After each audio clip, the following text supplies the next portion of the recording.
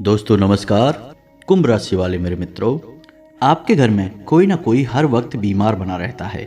बीमारियों का कारण क्या है आपको समझ में नहीं आता है। जब कारण ही समझ में नहीं आएगा तो आप उसका निवारण कैसे करेंगे, क्योंकि कारण के बिना निवारण संभव ही नहीं है। जब तक बीमारी पता न चले इलाज कैसे शुरू होगा। तो दोस्तों आज के इस वीडियो में हम आपको इसी विषय पर गहराई से ज्ञान देने जा रहे हैं और आज का यह वीडियो ज्योतिष और वास्तु शास्त्र पर आधारित है। जी हाँ दोस्तों, हमारे जीवन में दोनों ही बराबर से चलते हैं, चाहे अध्यात्म हो, ज्योतिष हो या फिर वास्तु शास्त्र हो। हमारे जीवन में सबका अपना विशेष महत्व है और सबकी अनिवार्यता है, यानी कुछ बातें ऐसी होती हैं जो हमें माननी ही पड़ती हैं, ना मानने पर हमारे जीवन में तकलीफें आती हैं। तो वास्तु क्या कहता है और आपके घर में जो बीमारियां हैं, खास तौर से, वैसे तो कई और भी समस्याएं हैं, लेकिन हम आज के इस वीडियो में उन समस्याओं के विषय में बात नहीं करेंगे। आज हम बात करेंगे कि आपके घर में क्या ऐसी समस्या है जिसकी वजह से बीमारियों का वास हो गया है। कोई ना कोई लगातार बीमार रहता है। अब बीमार बेशक घर के अलग अलग लोग रह सकते हैं, लेकिन समस्या यह है कि पैसा तो एक ही स्थान से जाना है, यानी किसी एक ही व्यक्ति का पैसा बार बार खर्च हो रहा है। कारण किसी की भी बीमारी हो सकती है। तो इसके मुख्य कारण क्या हैं दोस्तों, हम आपको बता दें कि जब भी बीमारी की बात आती है तो हमारे घरों में अक्सर महिलाएं अधिक इस समस्या से पीड़ित रहती हैं, यानी कि बीमार रहती हैं। इसका मुख्य कारण क्या है दोस्तों, कोई भी समस्या आपके जीवन में आएगी उसका मुख्य कारण केवल नकारात्मक ऊर्जा होगी। अब नकारात्मक ऊर्जा क्यों आपको तकलीफ देती है, क्योंकि नकारात्मक ऊर्जा का भोजन ही आपकी तकलीफें हैं। आप जब परेशान होंगे तो आपके मन से जो बातें निकलेंगी, जो ऊर्जाएं निकलेंगी, वही ऊर्जा उस नकारात्मक ऊर्जा का भोजन है, तो वह अपना सहज कार्य कर रही है। जी हाँ दोस्तों, जैसे दरिद्रता का वास यदि आपके घर में हो गया तो फिर आप रोएंगे, तकलीफ में आएंगे, परेशान होंगे, भगवान को कोसेंगे, किसी न किसी को उल्टा सीधा बोलेंगे और इस सब से दरिद्रता तृप्त होती है, खुश होती है। जी हाँ दोस्तों, तो फिर वह आपके घर से क्यों जाएगी। यदि इसी के स्थान पर आप अपने घर का माहौल बदल दें और सब कुछ सकारात्मक कर दें तो दरिद्रता को आपके घर से जाना ही पड़ेगा, क्योंकि उसे भोजन नहीं मिलेगा और वह कब तक बिना खाए पिए आपके घर में रहेगी। और यदि दरिद्रता जाएगी तो माता लक्ष्मी आएंगी। इसी प्रकार यदि नकारात्मकता आपके घर से जाएगी तो सकारात्मक ऊर्जा आपके घर में आ जाएगी अपने आप, बिना किसी प्रयास के। तो आपको यह समझना बहुत आवश्यक है। तो आज के इस वीडियो में हम विशेष तौर पर बीमारियों के विषय में बात करने जा रहे हैं, क्योंकि कई जातक हमसे इस प्रकार के प्रश्न पूछते रहते हैं कि गुरुजी, घर में हमेशा कोई ना कोई बीमार बना रहता है, खास तौर से महिलाएं जो लगातार बीमार बनी रहती हैं। किसी किसी घर में स्थिति तो ऐसी है कि कोई एक विशेष महिला है जो लगातार पीड़ित है, परेशान है और बीमारी का पता नहीं चल रहा है कि क्या बीमारी है। तो इस सब का क्या कारण है और निवारण क्या है, तो इसी विषय पर आज का यह वीडियो होने जा रहा है। हो सकता है दोस्तों वीडियो थोड़ा सा लंबा हो जाए, लेकिन हम आपसे निवेदन करेंगे कि आप ज्ञान हासिल करने की वजह से अपने थोड़े से समय को यहाँ दान कर दें, बदले में आपको बहुत विशेष ज्ञान हासिल होगा। हम इधर उधर की कोई भी बातें नहीं करते हैं, लेकिन किसी भी बात को गहराई से समझाने में थोड़ा सा समय तो लग ही जाता है। तो आपको धैर्य के साथ हमारे वीडियो को पूरा देखना चाहिए। वीडियो के अंत तक आपको निश्चित तौर पर कुछ ना कुछ सीखने को मिलेगा, नया ज्ञान हासिल होगा, इस बात की हम आपको गारंटी देते हैं। बिल्कुल भी आपको यह एहसास नहीं होगा कि आपका समय खराब हो गया। तो चलिए वीडियो की शुरुआत करते हैं और आपको बताते हैं कि बीमारियों का मुख्य कारण क्या है, कौन से दोष हैं, कौन सी कमियां हैं जिनकी वजह से आपके घर में बीमारी का वास हो जाता है। तो वीडियो की शुरुआत करें इससे पहले आपसे एक निवेदन है कि कमेंट में पूरे भक्ति भाव के साथ जय मां भद्रकाली रक्षा करो अवश्य लिखें, क्योंकि माता की शरण में आप जाएंगे तो आपकी रक्षा करना माता की जिम्मेदारी हो जाएगी। और आप जितने भक्ति भाव के साथ कमेंट में यह लिखेंगे, आपकी रक्षा उतनी ही तत्परता से माता करेंगे। माता बड़ी दयालु हैं। तो चलिए वीडियो की शुरुआत करते हैं। अब आपको बताते हैं कि महिलाएं ही खास तौर से घर में बीमार क्यों रहती हैं। वैसे तो कोई भी इंसान बीमार लगातार रह सकता है, लेकिन इसके पीछे का कारण क्या है। तो अब आप समझिए कि शास्त्रों में वर्णित है कि जब भी आपके घर में कोई नकारात्मक ऊर्जा प्रवेश करेगी तो सबसे पहले आपके घर की तुलसी सूखने लगेगी। जी हाँ दोस्तों, अब इसके पीछे का कारण क्या है, क्योंकि तुलसी जो है वह बहुत ही पवित्र पौधा है। उसका आध्यात्मिक महत्व बहुत अधिक होता है। जिस घर में तुलसी हरी भरी होती है उस घर में कष्ट कभी आ नहीं सकते हैं, परेशानियां कभी आ नहीं सकती हैं, और अगर आएंगी भी तो सिर्फ छू कर चली जाएंगी, विनाश या तांडव नहीं मचाएंगी। तो तुलसी तुरंत सूख जाएगी। अब इससे आपके घर की बीमारियों का क्या संबंध है? तो दोस्तों, महिलाएं अक्सर आपके घर में बीमार रहती हैं। बहुत सारे जातकों के घर में यह समस्या रहती है कि अक्सर महिलाएं बीमार रहती हैं। क्यों? जी हाँ दोस्तों, तो आपने मनुस्मृति का वह बहुत ही मशहूर श्लोक है, अवश्य सुना होगा, यत्र नार्यस्तु पूज्यन्ते रमन्ते तत्र देवता। यानी कि जहाँ नारियों का सम्मान होता है वहाँ देवताओं का वास होता है। कहने का मतलब यह है कि नारी यानी स्त्री हमारे घर में बहुत ही पवित्र और शुद्ध विभूति होती है। आप यहीं से अंदाज़ा लगाइए कि एक आदमी के लिए पूरा संसार महत्व रखता है, वह सबके लिए जीता है, सबके लिए कुछ ना कुछ करता है, सबके बारे में सोचता है। लेकिन एक महिला केवल और केवल अपने पति और बच्चों के लिए जीती है, उसे पूरे संसार से कोई मतलब नहीं है। वह अपना घर बार, अपने माँ बाप, अपने भाई बहन, संसार सब कुछ छोड़कर केवल अपने पति का हाथ पकड़कर उसके जीवन में आ जाती है और उसके जीवन को सुंदर बनाने का भरसक प्रयास करती है। याद रखिए कि जब भी आपके जीवन में कोई कष्ट आएगा, महिलाएं पहले मंदिर की ओर भागेंगी आपके कष्ट के निवारण के लिए। तमाम व्रत उपवास करेंगी, भगवान को मनाने की भरसक कोशिश करेंगी कि आपके जीवन से विपत्तियां दूर हो जाएं। तो यह सब बातें आपको बताने का हमारा मकसद यह है कि आप यह समझें कि घर की जो महिलाएं हैं वे बहुत पवित्र होती हैं। जैसे घर की तुलसी बहुत पवित्र पौधा होती है। आप कई और पौधे लगाते होंगे लेकिन तुलसी का पौधा कुछ खास है। वैसे घर के कई और अन्य सदस्य होते हैं लेकिन घर की महिलाएं कुछ खास हैं, पवित्र हैं, तो उनके ऊपर इन सब का बहुत बुरा असर पड़ता है। जब भी कोई नकारात्मक ऊर्जा आएगी वह महिलाओं को सबसे पहले प्रभावित करेगी, उनके शरीर में तमाम तरह के रोग और व्याधियां उत्पन्न करेगी। तो अब मुख्य विषय यहाँ पर यह उत्पन्न होता है कि नकारात्मक ऊर्जा घर में आती ही क्यों है। नकारात्मक ऊर्जा आपके घर में दो प्रकार से आ सकती है दोस्तों। कई बार तो यह नकारात्मक ऊर्जा आप स्वयं ही अपने घर में आमंत्रित कर लेते हैं। जी हाँ दोस्तों, आपके कुछ क्रियाकलाप ऐसे होते हैं जिससे नकारात्मक ऊर्जाएं या यूं कहें कि भूत प्रेत आपके घर की ओर आकर्षित हो जाते हैं। कई बार यह दूसरों के द्वारा किया कराया होता है। हम इस विषय पर कभी बाद में बात करेंगे, लेकिन फिलहाल हम आपको बताएं कि आपके घर की ओर नकारात्मक ऊर्जाएं आकर्षित क्यों होती हैं, आपके घर में परेशानियां क्यों आती हैं। इसके कई कारण होते हैं दोस्तों, छोटे छोटे कई कारण हैं। हम आपको सभी कारणों के बारे में धीरे धीरे विस्तार से बताने जा रहे हैं। लेकिन इससे पहले आपको दो बातों का ख्याल रखना है। आपके घर में कोई भी प्रवेश कर रहा है, क्यों प्रवेश कर रहा है? कभी आपके मन में यह प्रश्न आया? क्योंकि आपके घर के रक्षक, आपके घर की निगरानी करने वाले घर में मौजूद ही नहीं हैं। इसलिए कोई भी आपके घर में चला आता है, तांडव मचा के चला जाता है। तो आप समझिए कि कौन है आपके घर के रक्षक। तो आपके घर के पहले रक्षक हैं आपके पितृ, आपके पूर्वज। जी हाँ दोस्तों, दूसरे रक्षक हैं आपकी कुल देवी या कुल देवता। आपके पितृ कभी नहीं चाहेंगे कि आप दुखी रहें, आप परेशान रहें, लेकिन आपने अपने पितरों को कभी भोजन ही नहीं कराया है, नित्य भोजन नहीं कराया है। अब एक तो होता है पितृपक्ष, जो 15 दिन का एक पखवाड़ा है, आप उसमें तो खूब करा देते हैं, लेकिन बाद में वर्ष भर क्या होता है? क्या वर्ष भर पितृ को आपने भोजन कराया? कुछ भी उन्हें खाने पीने को दिया? क्या मन में कभी भाव भी आया? नहीं। इससे होता यह है कि एक बार तो तृप्ति हुई, लेकिन उसके बाद आपके पितृ भूखे प्यासे बैठे हैं, शक्तिहीन हैं, आपके घर में नकारात्मक ऊर्जाओं को प्रवेश करते देख रहे हैं, लेकिन कुछ कर नहीं पा रहे क्योंकि शक्ति ही नहीं है। तो हम आपको बताएंगे कि आप कैसे नित्य उनकी सेवा में कुछ न कुछ अर्पित कर सकते हैं। जी हाँ दोस्तों, याद रखिए कि आपके पितृ जब तक आपके संसार में शामिल थे यानी जीवित थे, तब तक वे आपके लिए दादाजी, दादी जी या फिर आपके रिश्तेदार थे। लेकिन जैसे ही वे इस लोक को छोड़कर गए, पितृ देवता बन गए। जी हाँ दोस्तों, यानी उनके अंदर शक्तियाँ बहुत हैं, लेकिन उनके अंदर एक कमी है, और वह कमी यह है कि उनकी शक्ति का संचार आपके माध्यम से होगा।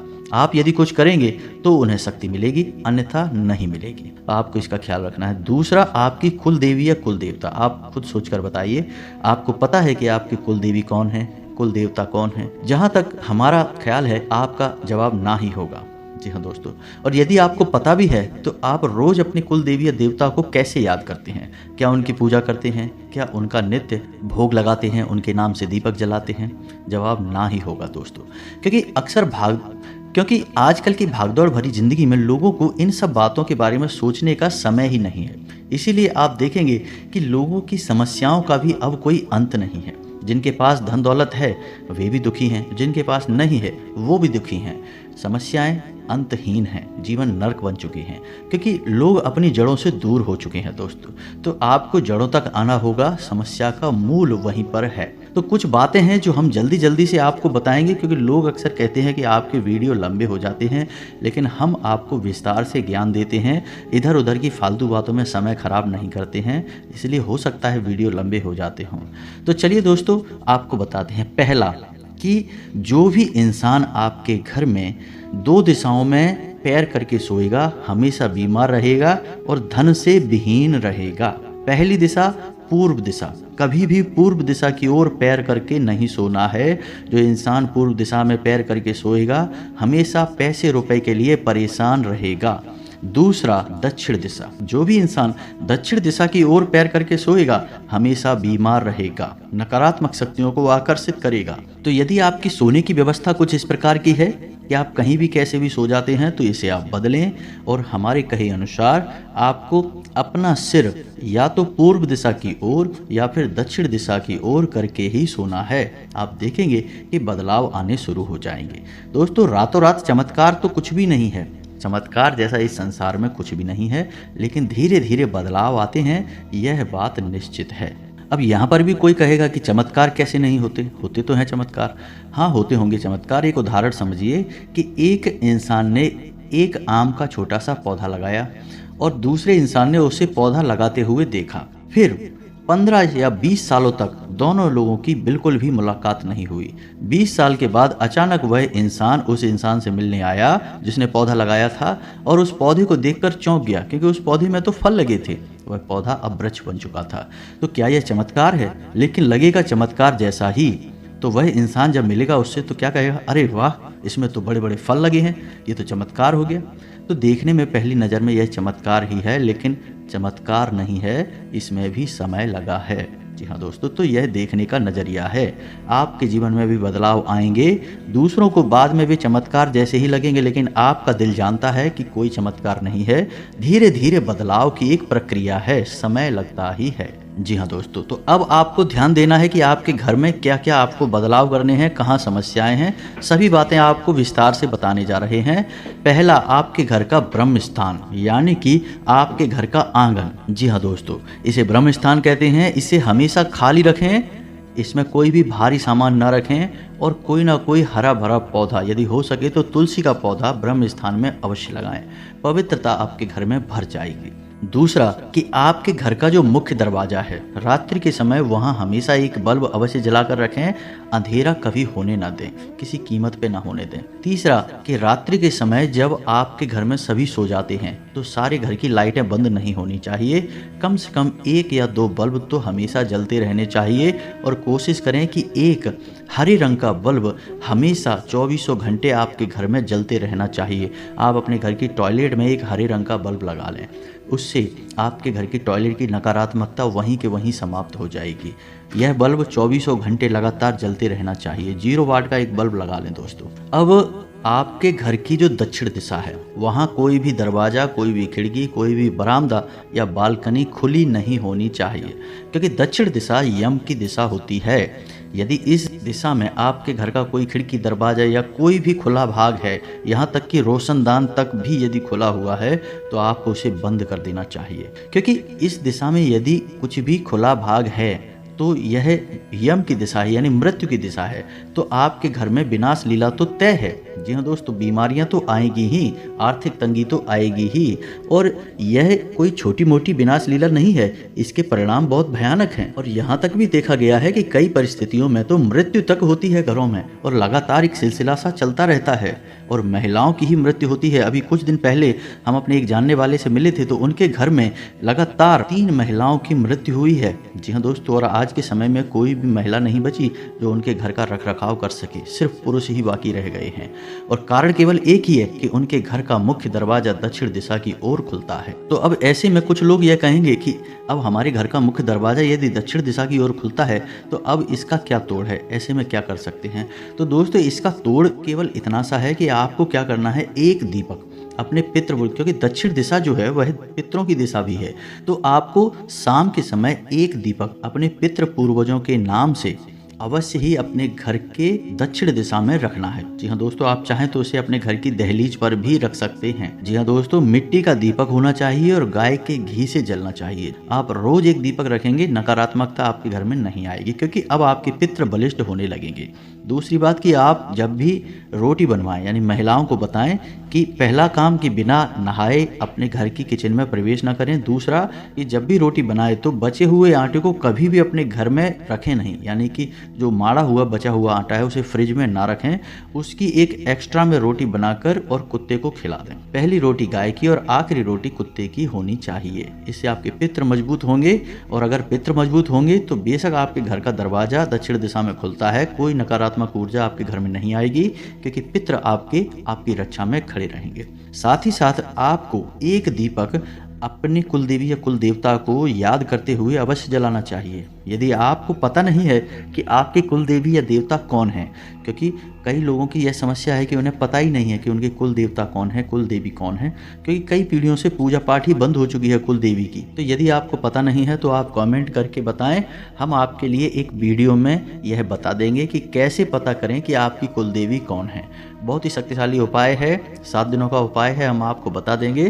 तो आप उस उपाय के माध्यम से अपनी कुलदेवी या देवता का पता लगा सकती हैं। जी हाँ दोस्तों, फिर आप उनकी पूजा पाठ करेंगे। जब कुल देवी आपकी रक्षा में खड़ी हैं, आपके पितृ देवता आपकी रक्षा में खड़े हैं, फिर कोई नकारात्मक ऊर्जा आपके घर में प्रवेश कर ही नहीं पाएगी। यदि आपके पितृ बलिष्ठ हैं, शक्तिशाली हैं, कुल देवता की लगातार पूजा होती है, तो कोई कितना ही बड़ा तांत्रिक क्रिया क्यों न करा दे आपके ऊपर, आपके घर में प्रवेश नहीं कर पाएगी। आपका घर वास्तविकता में मंदिर का स्वरूप बन जाएगा। इसीलिए तो कहा जाता है घर एक मंदिर है। अब एक गलती और है कि आप अपने घर के पूजा घर को देखें कि आपके घर का पूजा घर कुछ इस प्रकार से व्यवस्थित तो नहीं है कि आप जब पूजा करने बैठते हैं तो आपका मुख दक्षिण दिशा की ओर हो जाता है। आपको यह देखना होगा। यदि ऐसा है तो आप अपने पूजा घर की दिशा बदलें। पूजा घर की पीठ पूर्व दिशा की ओर होनी चाहिए। तो अब ऐसे में यह होगा कि जब भी आप अपनी पूजा घर की तरफ मुख करके बैठेंगे तो वह पूर्व दिशा होगी। जी हाँ दोस्तों, पूजा घर के लिए सर्वोत्तम दिशा पूर्व दिशा होती है या फिर उत्तर पूर्व दिशा यानी ईशान कोण होता है। इसे भगवान का कोण कहा जाता है। तो आप इस दिशा में ही मुख करके पूजा करने बैठें और अपने पूजा घर का जो पीठ है वह आपकी इसी दिशा में होनी चाहिए। पश्चिम दिशा में भी यदि आप मुख करके बैठते हैं तो इसके भी नकारात्मक परिणाम हैं, कम हैं, आंशिक हैं, लेकिन हैं अवश्य। अब आपको यह भी देखना है कि आपके घर का जो मुख्य दरवाजा है ठीक उसके सामने कोई भारी भरकम सामान तो नहीं है, जैसे कोई बड़ी पानी की टंकी, जैसे कोई भारी भरकम सामान या फिर कोई खंभा, कोई ऐसी चीज़ तो नहीं है जो आपके घर के दरवाजे यानी मुख्य दरवाजे के ठीक सामने दिखाई देती है। इसका भी बहुत बुरा नकारात्मक प्रभाव है। यदि कोई पेड़ है तो कोई समस्या नहीं है, तो बहुत अच्छी बात है। यह पॉजिटिव एनर्जी को यानी सकारात्मक ऊर्जा को लेकर आएगा। लेकिन कोई निर्जीव वस्तु है तो आप उसे हटवाने का प्रयास करें, जल्दी से जल्दी हटवाएं। यह आपके घर में नकारात्मकता को ला रहा है। अब अंत में सबसे महत्वपूर्ण बात कि आपके घर का जो ईशान कोण है उसकी क्या स्थिति है। ईशान कोण यानी कि उत्तर पूर्व, हम अभी आपको बता चुके हैं, यह भगवान का कोना होता है। क्या उत्तर पूर्व में टॉयलेट तो नहीं है, लेट तो नहीं है, या फिर डस्टबिन, कूड़ादान, या फिर कोई भारी सामान तो नहीं है? यदि है तो इसे तुरंत हटवा दें, इसका कोई तोड़ नहीं है। आपको अपने घर का ईशान कोण खाली रखना होगा, साफ सुथरा रखना होगा और अपने घर के ईशान कोण में हरे भरे पौधे अवश्य ही लगाने होंगे। तो कोई फूल वाला हरा भरा पौधा लगा सकते हैं। अब ऐसे में होता यह है कि आपने पौधा लगाया फूल वाला, लेकिन उस पौधे में कांटे भी हैं, तो ऐसा पौधा नहीं लगाना है, क्योंकि कांटे नकारात्मकता को आकर्षित करते हैं। दोस्तों, सुनने में ये बातें थोड़ी सी अजीब लग सकती हैं, लेकिन इनका प्रभाव है। आप यकीन मानिए, आप करके देखिए। तो कोई भी ऐसा फूल वाला पौधा नहीं लगाएंगे जिसमें कांटे हों, कांटेदार कोई भी पौधा नहीं लगाएंगे। इसी के साथ साथ आपको एक छोटी सी आदत और अपनानी होगी कि अपने दिन का कुछ समय, खास तौर से सुबह का समय, घर के ईशान कोण में थोड़ा सा बिताया करिए। जी हाँ दोस्तों, वहाँ सकारात्मक ऊर्जा का भंडार है, वहाँ स्वयं भगवान वास कर रहे हैं, ये बात आप मान के रखिए। तो आपको थोड़ा सा समय यानी 10 से 15 मिनट का समय अपने घर के ईशान कोण में बिताना होगा। इससे आपका स्वयं का तेजस यानी आपका स्वयं का ऊर्जा क्षेत्र मजबूत होगा और आपका मस्तिष्क भी शक्तिशाली होगा, ऊर्जावान होगा। अब इसी के साथ साथ आपको छोटी छोटी कुछ और बातें हैं जिनका ख्याल रखना होगा। आपके घर की किचन, अब आपके घर की जो किचन है, जहाँ खाना बनता है, जहाँ से संपूर्ण घर को ऊर्जा प्राप्त होती है, घर के सदस्यों को, तो ऐसे स्थान को कैसा होना चाहिए आप खुद विचार करके देखिए। पवित्र होना चाहिए। माता अन्नपूर्णा का वास होता है हमारे घर की किचन में। तो महिलाएं यदि बिना स्नान किए या जूते चप्पल पहने कोई व्यक्ति आपके घर की किचन में जा रहा है तो यह माता अन्नपूर्णा का अपमान माना जाता है। ऐसे में भी घर में बीमारियां आने लगती हैं, आपसी क्लेश होने लगता है, मानसिकता दूषित होने लगती है। जैसा आहार वैसा ही विहार। तो आपको अपने घर की किचन की पवित्रता का विशेष ख्याल रखना चाहिए। किचन में हर वक्त जूठे बर्तन नहीं होने चाहिए। साथ ही साथ शाम के समय अपने घर की किचन में जो पानी का बर्तन है या जो भी व्यवस्था है आपके घर में पानी पीने की, उसके ऊपर एक दीपक अवश्य जलाया जाना चाहिए। यह माता अन्नपूर्णा का सम्मान है और आप इस क्रिया को करके देखें, आपके घर में रोग रह नहीं सकते किसी भी कीमत में। और जो भी भोजन आपके घर में तैयार होगा उसके बाद वह भोजन केवल और केवल सकारात्मक ऊर्जा को उत्पन्न करेगा। और शाम के समय जब आपके घर की किचन में भोजन आदि व्यवस्था संपूर्ण समाप्त हो जाए, सब लोग खा पी लें, उसके बाद जो पोंछा लगेगा उस पोंछे में पानी में थोड़ा सा नमक अवश्य मिला लें। जी हाँ दोस्तों, इससे कोई भी नकारात्मकता आपकी किचन में आएगी नहीं। थोड़ा सा गंगा जल का छिड़काव कर लें। आपके घर की महिलाएं ऐसा करके जब आपके घर की किचन को छोड़ेंगी तो देखना आपके घर में चमत्कार होने लगेंगे, बीमारियां भागने लगेंगी और आपके घर में सुख समृद्धि आने लगेगी। स्वयं माता लक्ष्मी आपके घर में प्रवेश कर जाएंगी।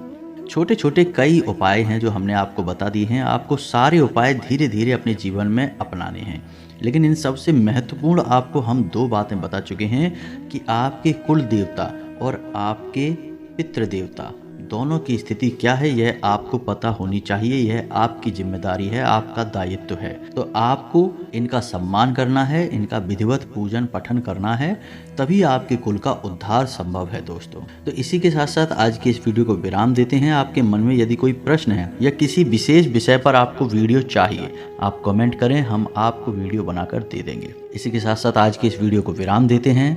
कमेंट में पूरे भक्ति भाव के साथ जय माँ भद्रकाली रक्षा करो अवश्य लिखें। माता सीधा आपको आशीर्वाद देंगी, प्रेम देंगी, आपकी रक्षा करेंगे, आपके जीवन को सुख समृद्धि से भर देंगी। मिलते हैं अगले ज्ञानवर्धक वीडियो में, तब तक के लिए धन्यवाद। जय माता की।